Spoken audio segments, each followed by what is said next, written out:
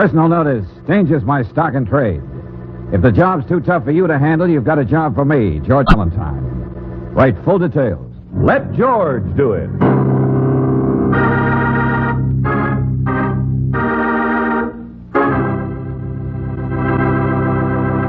Tonight's story, Christmas Letter, a transcribed adventure of George Valentine.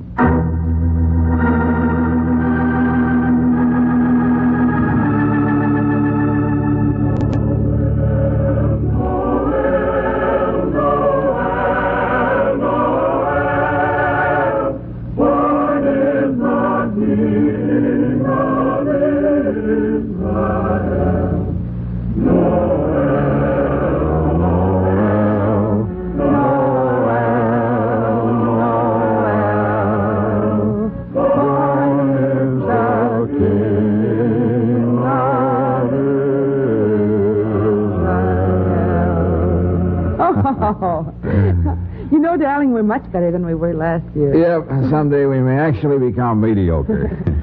Any more of those silver thingamajigs? This branch looks kind of gone. Oh, wait a minute. Yes, here we are. Ah, good. That's better. Anytime you're ready for the big star, let me know. Hey, those letters you picked up in the office this afternoon. Now, George. Well, I was just wondering if there could have been anything important in them, that's We all. decided not to open any mail until after Christmas, and so I'm Well, not... I was just wondering. Of course, I did wonder about the one from Japan. What? The return address reads Private First Class Dan Ferris, and his number was... Oh, Angel, surely someone writing to me all the way from Japan can't possibly get me out of your apartment on Christmas Eve. Well... And a letter from a soldier. All right. Here it is. Let's see. Dear Mr. Valentine, I remember reading your ad in the paper when I was still back home and knowing you're an ex-GI. I think you might want to help me because I sure do have a job that's too tough to handle. In fact, from this distance, it's impossible.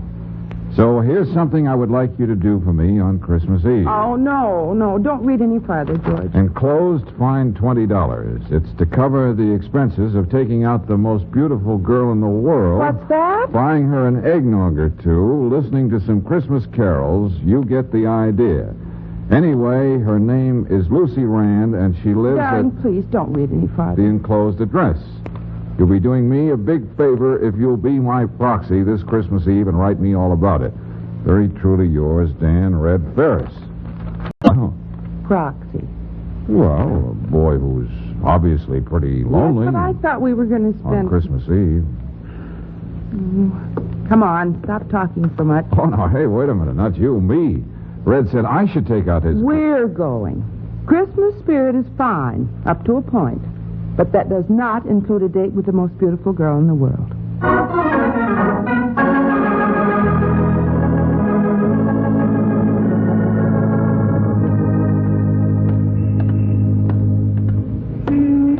The apartment house is down the block. You know, George, about that letter, I have a notion our friend Red is really slightly suspicious about his girlfriend's, well, boyfriend. Yeah, such an idea has been known to occur to guys who are 6,000 miles away from home. Well, the girl is probably set to spend this evening with her family, and all we'll really do is dismiss... Excuse me, folks. Yeah? I'm sorry to bother you, but that is, we, the missus and I, have had it pretty tough this year. And she's a wonderful cook. Like right here, you see? What's that? It's a Christmas pudding, miss. The missus makes the best in the world. Oh, look, I'm afraid we're on a diet. But if this'll help... Oh, no, sir. This is a very fine pudding, and for only $2. George, I guess at dinner tomorrow we could. Yeah, well, I suppose so. Just a minute. Here. Yeah, thanks. Hey! George, he's running away. Pudding and all. Hey, wait, you! Okay, wise guy. Let go of me. All right, now, hand me back that money. No. And this wonderful Christmas pudding your wife made. Give. No. I said give you. That's a pudding? Well, it's a brick, miss. A plain, ordinary brick wrapped in some Christmas paper. Why, you crooked little... And I have no wife. I have nothing. And I don't care if you call the cops and they put me in jail. At least I get a good meal there.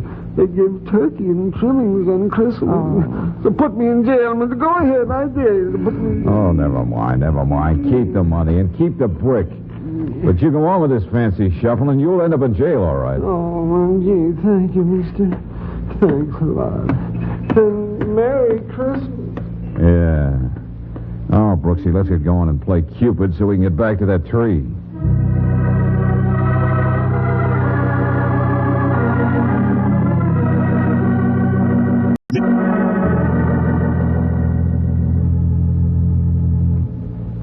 Well, thanks very much, Mr. Valentine, but I already have a date for this evening.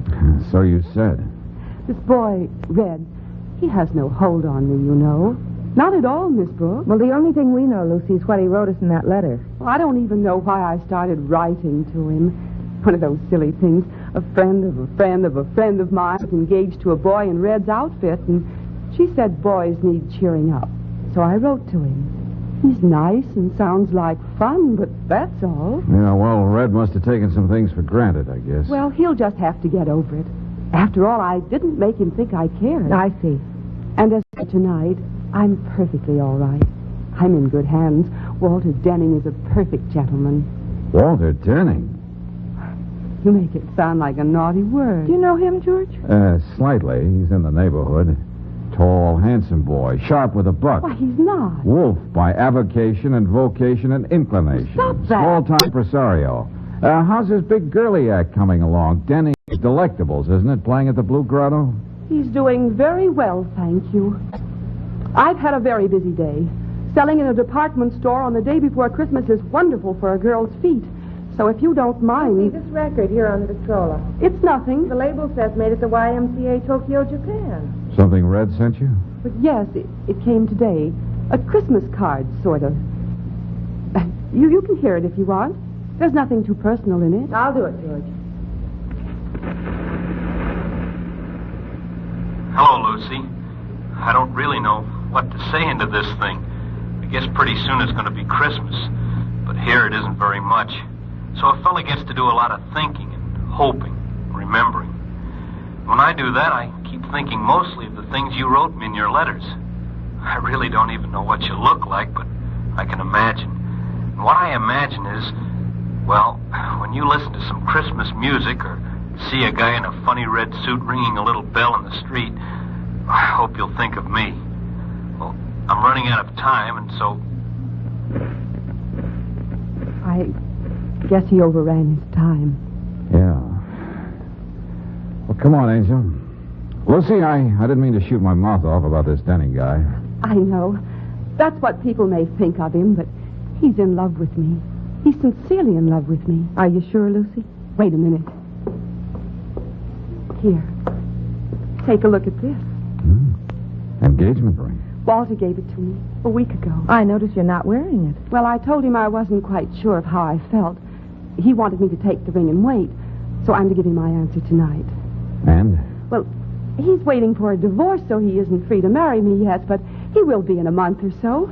He's taking his troupe on a road tour the day after tomorrow, and he wants to give me a job and let me go along. He says he can make a dancer out of me, and then we can be together in the meantime. Yeah. Oh, it's a beautiful diamond. Yes, isn't it? Walter really has been sweet to me, honest with me. Do you understand? Sure.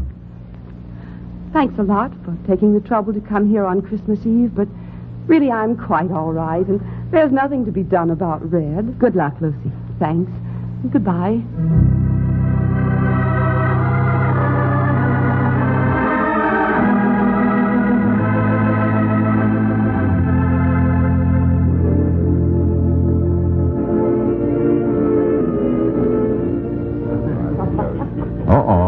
Hi there, Denning. What? Oh! Now watch this. Never would pass up a free drink. Say, how about having a drink with us? Valentine, isn't it? Yeah, that's right. Oh, and this is Miss Brooks, my assistant. Miss Brooks? Well, how charming. I want you to join us at the bar. Only if you'll be my guests. I never knew Valentine had such a beautiful associate. Well, thank you. Yourself. Perhaps someday I might give you a call and we could have a talk. Well, that would be nice. Yeah. Say, how you been doing with the horses lately, Walter? Oh, I haven't been playing the horses. Gave them up. I see. A beautiful girl like you, Miss Brooks, should be able to wield a great power over the life of any man. I should?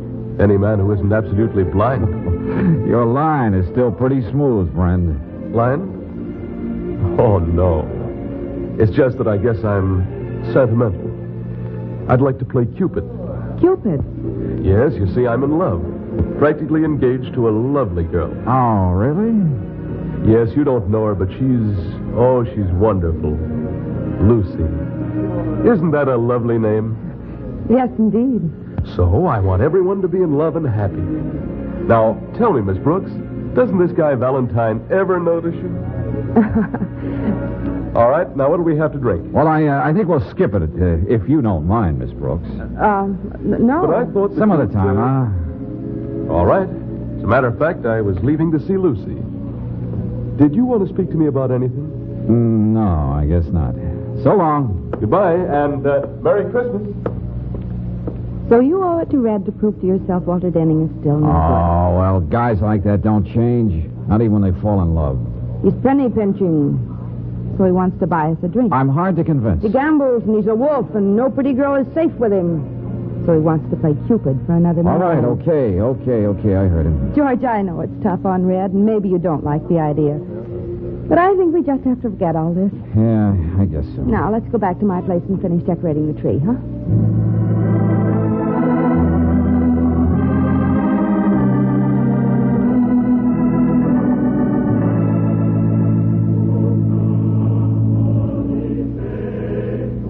Well, the lights are all set. Wait a minute, I'll turn them on. Oh, aren't they beautiful? Yeah. The whole room is so peaceful. Darling. Christmas Eve. Frankly, I'm glad all the excitement is over. Yes, so am I. Did I speak too soon? Let's just keep quiet and they'll go away. Oh, no. We'd better do something about this. Oh. Yes, officer? Valentine? Your name's George Valentine? Yeah, that's right. Won't you come in? What is it, George? Just a minute, Brooks. I hate to do this on Christmas Eve. The tree looks real pretty in there, too. But there's a warrant out for your arrest, Mr. Valentine. Arrest? There must be some mistake. What for? Now, take it easy. How should I know what for? There's a warrant, all right. Sworn out by somebody named Lucy Rand.